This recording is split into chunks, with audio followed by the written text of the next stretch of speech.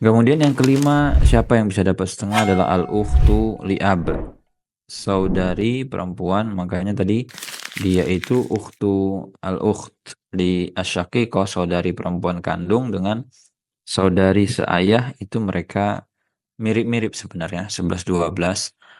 Tapi kalau secara power kekuatan tetap lebih kuat ukhtu syakikoh, saudari perempuan kandung dibanding saudari perempuan seayah. Alasannya ya karena kalau yang saudari perempuan seayah itu terkoneksi nyambung ke mayit itu hanya dari satu pintu atau satu jalur, itu ayah. Kapan saudari perempuan seayah dapat setengah? Pertama, inda adam al-mu'assib, tidak ada saudara. Jadi mu'assibnya ini itu adalah yang membuat dia jadi asobah. Jadi hukum asalnya kemarin ahli waris,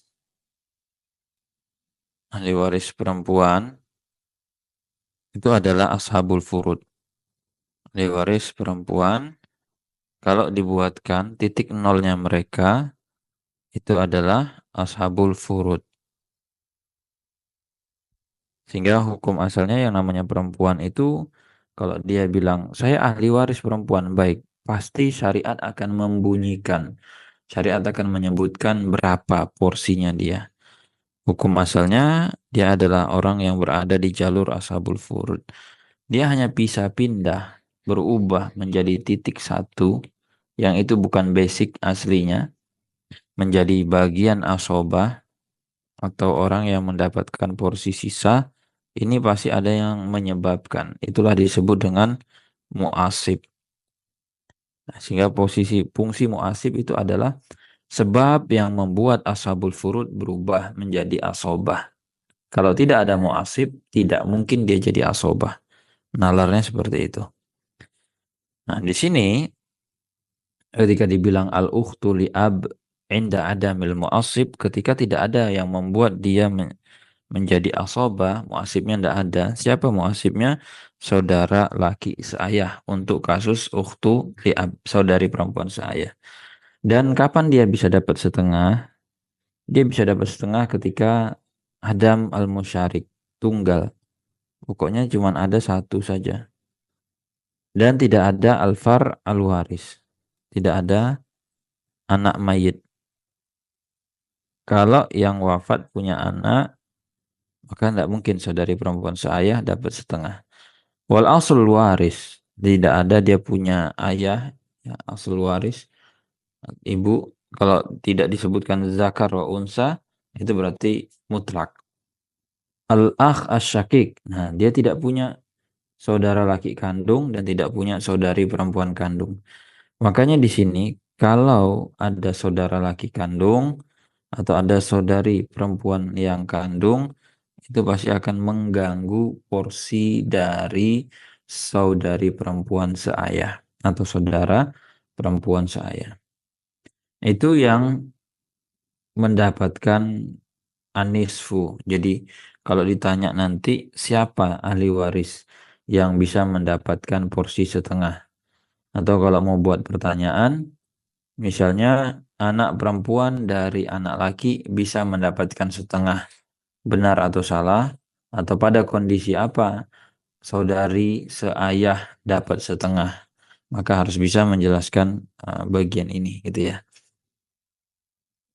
Tapi sekali lagi memang belajar ini dia butuh proses. Jadi kalau ada di antara Bapak Ibu yang baru belajarnya hari ini, ya sudah dinikmati saja dan pelan-pelan gitu ya. Jadi enggak usah khawatir, nanti tonton ulang lagi rekamannya dan memang harus sabar gitu. Jadi intinya ini nggak bisa ya, dalam arti nggak bisa itu maksudnya ada fase di mana kita harus butuh waktu itu, tambahan-tambahan.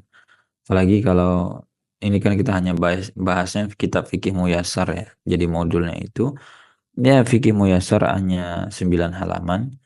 Jadi yang diharapkan mungkin goalnya lebih kepada punya bayangan gitu ya. Punya bayangan sebenarnya di dalam kajian fikih waris itu nanti bayangannya seperti apa. Ya kalau sederhananya cuma dua. untuk menentukan siapa yang dapat waris dan berapa bagian warisan dia. Itu sederhananya. Dan perinciannya jadinya akhirnya jadi detail seperti ini.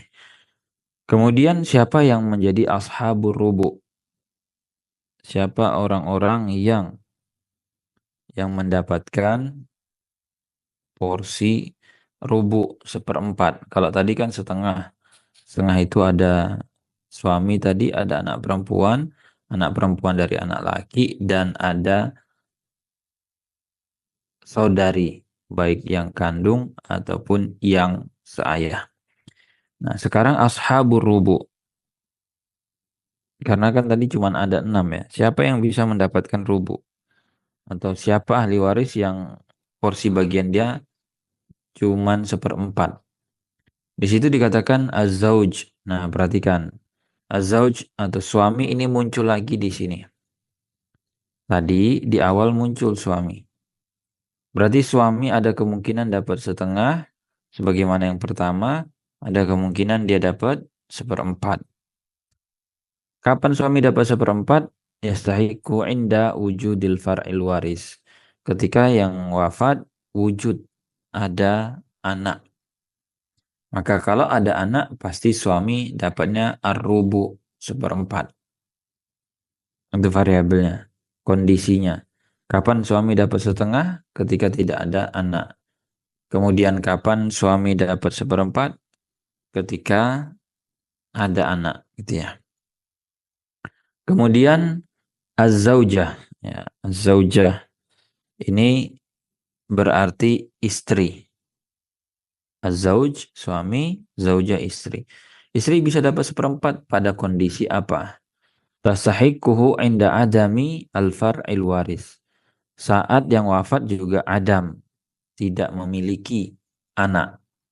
Jadi pada posisi suami yang wafat itu tidak memiliki anak, berarti istri dapat seperempat. Dan ini berlaku sama. Disebut tidak ada anak itu memang tidak ada anak sama sekali. Kalau misalnya ada suami, dari istri satunya itu ada anak satu. Nah, dari yang perempuan ini tidak ada. Pertanyaannya, berapa bagian warisan yang beliau ini? Jawabannya pasti 1/8. Kenapa? Tapi saya nikah dengan dia, dengan mayit ini saya tidak punya anak. Nah, itu bahasa-bahasa, saya kan tidak punya anak. Point of view-nya kamu. Kita kalau bicara waris, point of view-nya mayit. Mayit sama kamu memang tidak ada anak. Tapi mayit punya anak yang lain. Dari istri selain kamu. Ya sudah, berarti ini anaknya mayit. Kamu dapatnya 1/8. Saya tidak mau, saya maunya tetap 1/4. Tidak mau saya 1/8. Buktinya apa? Ya karena saya tidak punya anak. Nah, kalau sudah dia ngeyel ya sudah. Sulit kita untuk menjelaskan. Tapi kalau dia masih mau terima bisa kita berikan penjelasan. Kemudian yang berikutnya, yang ketiga. Ya ini adalah ashabus sumun. Siapa sih ahli waris yang bisa dapat 1/8? Sumun 1/8, rubu tadi 1/4. Yang dapat 1/8 itu az-zaujah fa'aksar inda wujudil far'i al-waris. Jadi di sini hanya satu saja, yaitu az-zaujah.